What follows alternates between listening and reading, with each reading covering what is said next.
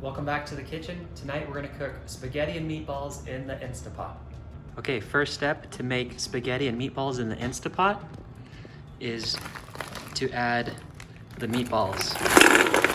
You can do frozen or you can do fresh. Tonight we're doing frozen because we wanted to make this super simple and quick.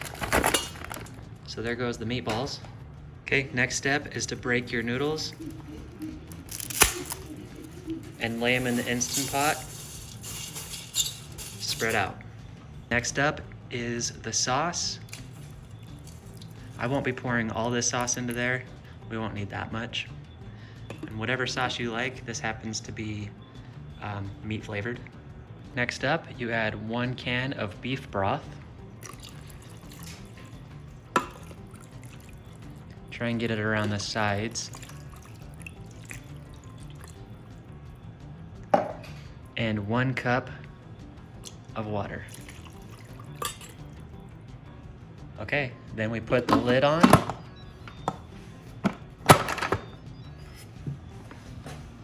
And pressure cook for 9 minutes.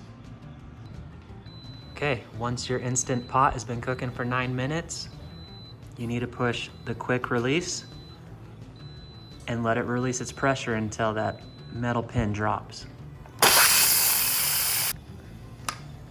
Okay, after the pin drops like that, it's now safe to open.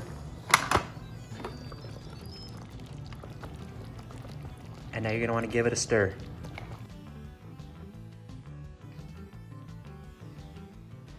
Okay, there you have it. Instant Pot spaghetti and meatballs. We got salad and garlic bread to go with it. If you like this recipe, check out our other videos for more.